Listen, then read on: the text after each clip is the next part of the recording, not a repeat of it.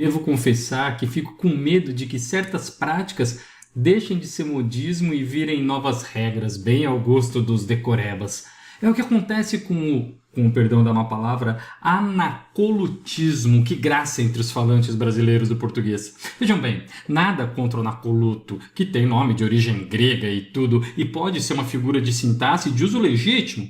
O anacoluto ocorre, se não me trai mais uma vez a vil memória, quando um elemento da oração fica meio pendurado, sem função sintática. Há um anacoluto, por exemplo, na frase: a democracia, ela é a nossa opção. Para que é esse ela aí? Tá certo que para dar ênfase ou ritmo à fala, isso seja feito uma vez ou outra, mas como prática universal é meio enervante. De alguns anos para cá, só se fala assim. Basta assistir aos noticiários e programas de entrevistas, quase nenhum entrevistado consegue enunciar uma frase direta, na terceira pessoa, sujeito, predicado, objeto, sem dobrar esse sujeito anacoluticamente. Perdão outra vez. Só se diz: o policiamento, ele tem como objetivo a prevenção da dengue, ela deve começar, a criança, ela não pode, e assim por diante. O escritor, ele teme seriamente que daqui a pouco isso, ele vire regra.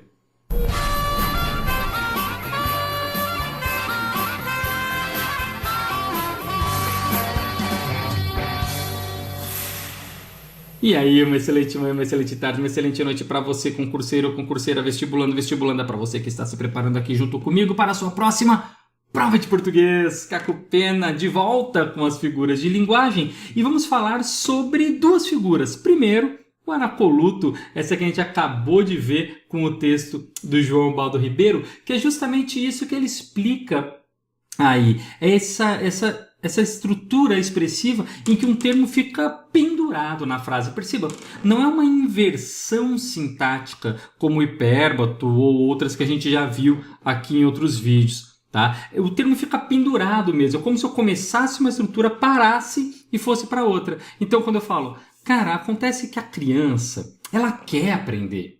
Imagina isso, a criança, ela quer. Então eu tenho, a criança quer aprender, ou ela quer aprender. Percebe que sintaticamente, esse termo, a criança, não entra na função sintática. Sintaticamente, o anacoluto é como se eu falasse assim: cara, essa garrafa de água, vocês estão estudando bastante para a prova de português? Espera, essa garrafa de água, vocês estão estudando bastante? Eu comecei uma estrutura, parei e comecei outra. Mas claro, isso para você perceber a estrutura sintática. Agora vamos trazer isso para o mesmo assunto. Por exemplo, as figuras de linguagem, vocês estão estudando bastante sobre esse assunto? Pronto. As figuras de linguagem, vocês estão estudando bastante esse assunto? Então eu começo uma estrutura, paro e vou para outra. Quer ver outros exemplos concretos? O homem daqui, seu conceito de felicidade é muito mais subjetivo.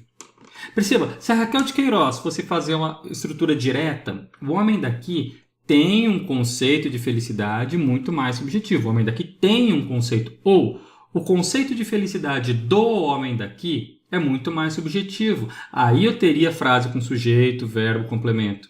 Certo? Só que ela começa uma frase, o homem daqui, para, começa outra. Seu conceito de felicidade é muito mais subjetivo. Dentro de um assunto, lógico, não como eu fiz do a garrafa de água, que era só para você perceber a ruptura sintática.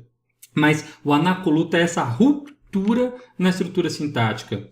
E a menina, para não passar a noite só, era melhor que fosse dormir na casa de uns vizinhos.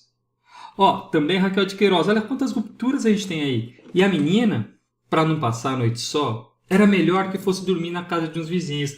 E a menina era melhor que fosse dormir. A frase na sequência seria: para a menina não passar a noite só, era melhor que ela fosse dormir na casa dos vizinhos. Aí beleza, para ela não passar. Agora, e a menina era melhor? A frase para e começa outra, mas claro, mantendo o assunto, certo? Mantendo a ideia, o anacoluto. Minha tristeza não tem pedigree, já a minha vontade de alegria, sua raiz vai ao meu mil avô. Minha tristeza não tem pedigree, já a minha vontade de alegria, sua raiz vai ao meu mil avô. Minha vontade de alegria, cadê o resto dessa frase? A minha vontade de alegria tem uma raiz que vai ao meu avô. Ou já a raiz da minha vontade de alegria vai ao meu avô. Aí sim, eu construí as sentenças numa ordem direta. A minha vontade de alegria parou, sua raiz vai ao meu avô. Pronto. Rompi a estrutura sintática e comecei outra, certo? E o Drummond, né, nosso dono da bola, né, cara? É tudo certo e prescrito em nebuloso estatuto.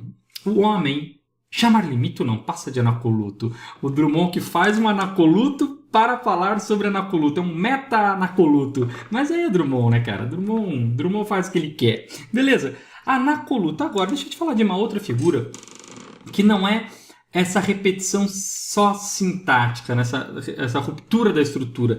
É uma repetição da ideia por trás, que é o pleonasmo. O pleonasmo, cara, é uma repetição expressiva de uma ideia, certo? Ou de uma estrutura sintática também, vamos falar disso, mas basicamente da ideia.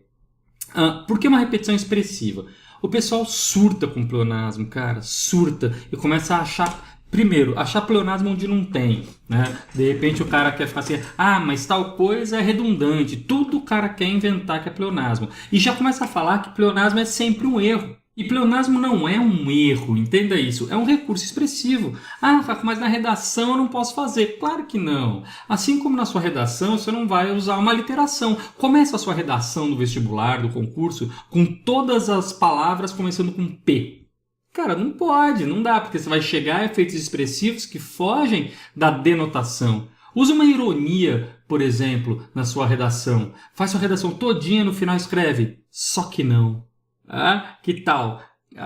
Sai do concurso daquele jeito, né? Nossa, arregacei, fui bem pra caramba na redação, fiz tudo irônico. Cara, não, porque a dissertação não permite planos expressivos que saiam da denotação. O pleonasmo é só isso. Então, assim, cara, o pessoal surta com pleonasmo quando qualquer pessoa usa uma repetição de ideias, mesmo que tenha efeito expressivo. Cara, tá vendo? Ele errou, que burro, é pleonasmo. Não, pera, a gente está falando aqui de uma repetição de ideias que gera um efeito expressivo. Por exemplo, o grande MC Duduzinho. Olha lá, eu vou criar uma ilha e vou me mudar para lá. Quem quiser vir, pode chegar. Veja com seus próprios olhos a ilha que eu criei. Cara, olha essa expressão. Veja com seus próprios olhos. Quantas vezes a gente já não usa isso? Agora, olha onde entra o pleonasmo, né? Eu falar para você, você viu tal coisa? Eu vi. Você viu tal coisa? Eu vi com meus próprios olhos. Cara, não é a mesma coisa. Eu vi, beleza. Eu vi com meus próprios olhos. Claro que se eu vi, foi com o olho. Então a repetição da ideia que caracteriza o pleonasmo está aí. Eu vi com o olho, lógico. Claro que foi com o meu olho. Eu vi com o olho do outro. Não dá. Certo? Mas não é uma repetição vazia. Essa repetição gera um efeito expressivo. Beleza. Ou alguém tem coragem de falar que o Vinícius de Moraes é um burro porque ele falou que vai rir o riso. Se Vinícius de Moraes não manja de português não. Vinícius de Moraes não sabe nada. Sabe nada não. Que burro. Ele fez o pleonasmo, ri o riso. Não. Tem um porquê, um plano expressivo. Para dar a métrica, para dar o ritmo. Ok? Então, cara, o pleonasmo não é um erro, é uma repetição de ideias que criam efeito expressivo, assim como todas as outras figuras de linguagem que criam efeitos expressivos, que estamos há 12 vídeos aqui falando. Vamos ver o clássico, eu nasci há 10 mil anos atrás. Cara, qual que é a questão aí?